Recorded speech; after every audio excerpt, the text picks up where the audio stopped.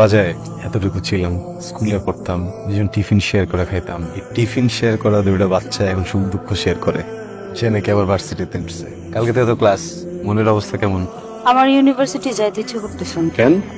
হইতেছে একটা ঝামেলা। তুমি তো ইউনিভার্সিটিতে ভর্তি হওয়ার পর আর পড়াশোনাটা শেষ করতে পারলাম না। এই বোকা, আমি কি সারা জীবন ধরে লেখাপড়া ছেড়ে দিচ্ছি? এখন সময়টা একটু খারাপ চাইতেছে, এই জন্য কাজ করতেছি, টাকা কামাইতেছি। সময় দেখবা ঠিক হয়ে যাবে, তখন আমি গ্রাজুয়েট হব। চিন্তার কিছু নাই। গ্রাজুয়েট মেয়েকে গ্রাজুয়েট ছেলে বিয়ে করবে।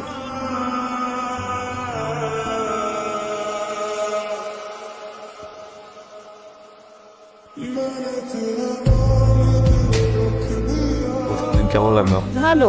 সবাই কিনে যেন আমাদের টাকায় অনেক বড় একটু, সবাই অনেক টাকা হয় না। আমার মনে একটু ছোট করে দেখছে। কেউই তোমার ছোট করে দেখে নাই। আমার মনে হয়েছে কি তুমি আমার পাশে থাকলে ভাল লাগবে। পাগল নাকি? আমার ঢুকতে দেবে?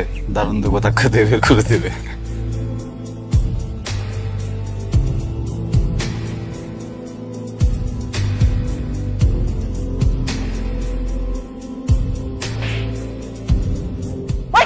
কি করতেছিলি তুই? ফোনটাই করে যাওয়া আসা। কি ব্যাপার, আপনি তখন ঘুরে রাখছো কেন? 2 ঘন্টা ধরে দাঁড়ায় আছি এখানে গরম।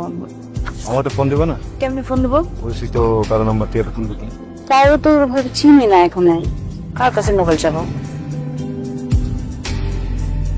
রাত্রেবেলা আসছো কেন? গুরুত্বপূর্ণ কাজে আসছো। কি কাজ? কি করতেছো? আই কি গিয়েছিল দিনের বেলা, এগুলো করতে পারো না। হ্যাঁ কেন? কারণ তোর মোবাইল ফোন পার না। এই যে ওয়ার্ড। কি করস? কিছু না। ফোন কোত্থেকে পাইলি? কার ফোন এটা? ওই মা, রাগ করো না। হ্যাঁ, রাকিব তো অনেক চিন্তা করে আমাকে নিয়ে। ভার্সিটি থেকে তাড়াতাড়ি ক্লাস শেষ হয়ে গেলে অনেক দাঁড়ায় থাকতে হয়। আমার একটু খোঁজ খবর মোবাইলটা আজকে গিফট করছি। তাই তো ওই ফকিনের প্রতি তোর কতবার মানা করছি আমি যে ওই ফকিনের প্রতির সাথে তুই কোনো মিশবি না, কথাবার্তা করবি না। তুই এই বাংলা একখান ভাঙা ফোন পাই এত খুশি। ফোনের আমি গোষ্ঠী কিলাই।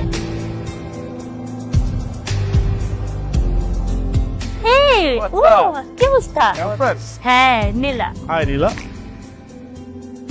চলে আসছে, আমি যাই। হ্যাঁ,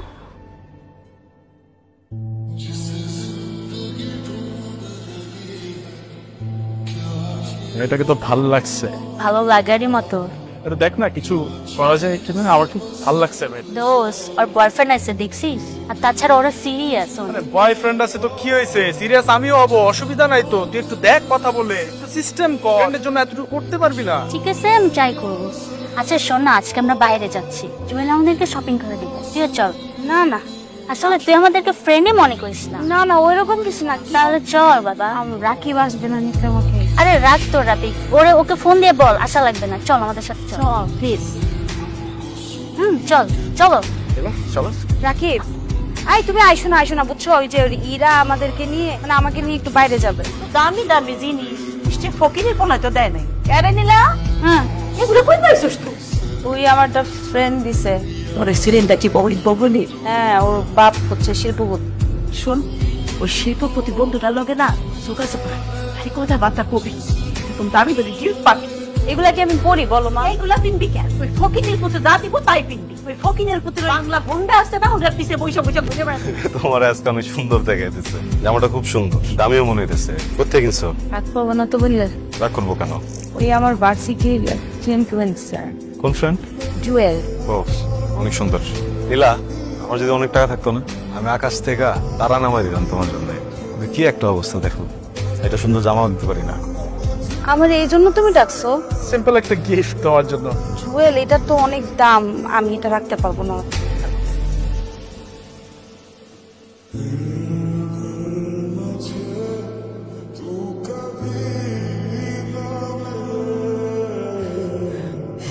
কি ফোনটা ধরো।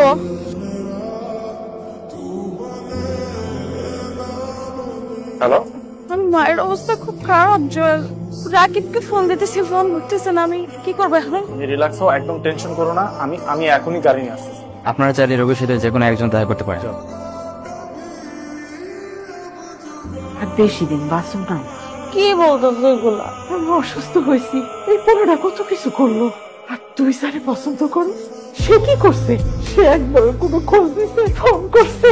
তুই যদি ছেলেরে বিয়ে করো, সারাটা জীবন শান্তিতে থাকবি।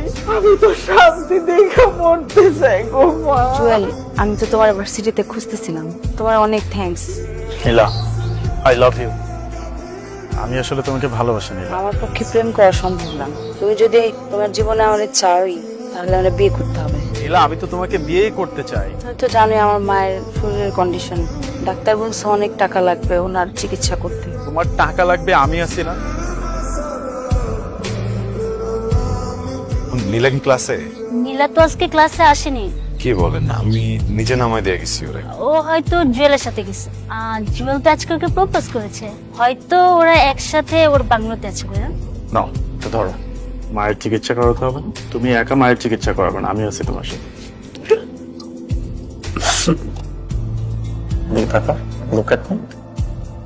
রিল্যাক্স নীলা, এটা নিয়ে এত হেজিটেট ফিল করার কি আছে? আমরা তো কয়দিন পরে বিয়ে করব, তাই না? আর বর্তমানে এইসব একদমই নরমাল। হ্যাঁ, আমি বাসায় যাব।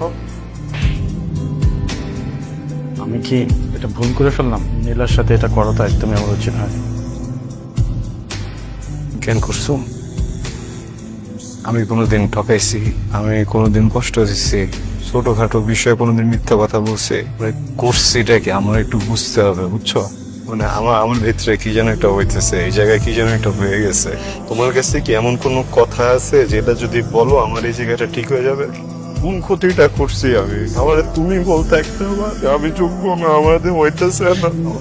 আমার কষ্ট এটা না যে তুমি আমার চাইরা একটা জায়গায় চলে গেছো। আমি না মাইনে নিতে পারতেছি না যে মানুষটারে আমি সবচেয়ে বেশি বিশ্বাস করছি। দোষটা আসলে তোমার না, বুঝছো? সমাজের দোষ, এটা মানুষের দোষ, পুরো দেশের দোষ। এটা আমার সমস্যাটা কোন জায়গায়? আমি গরিব, আমার টাকা কম, এটা এই জন্য তো তোমার আম্মা আমার মানে না। তোমার আম্মার কাছে কি টাকা আছে? এই দেশের প্রত্যেকটা গলিতে, প্রত্যেকটা মহল্লায় দেখবা যে মুদির দোকানে ভরা। প্রত্যেকটা মুদির দোকানদার এই মুদি ব্যবসা করে নিজে চলবো, নিজের পরিবার চালাইবো, মেরে বড় করবো, বড় লেখাপড়া করবো, চিকিৎসা করবো, বড় বড় কথা কইবো। কিন্তু যদি কোন মুদির দোকানদার তার মেরে ভালোবাসে বা কোন মুদির দোকানদারের পোলা যদি তার মেরে ভালোবাসে, তখন সব মানতে নারাজ। একটা মুদি ব্যবসায়ী যে চলে মুদির টাকা দিয়া, আরেকটা মুদিরে মাইনে নিতে পারে না। যে লোকটা বেসরকারি চাকরি করে, ওর হইতেছে গিয়ে সরকারি জামাই লাগে, বিসিএস ক্যাডার ছাড়া কারো চেনেই না। এটা তো তোমার একার দোষ না, পুরো দেশের দোষ। পুরো দেশ মিলে এই জায়গাটা ভাঙা দিয়েছে, বুঝছো? কথা কেন করছো? সুখের জন্য না, তোমার জন্য দোয়া করে দিলাম। এই পৃথিবীর সব সুখ তোমার, সেই সুখ উপভোগ করার জন্য তোমার জীবনে কোনো মানুষ না।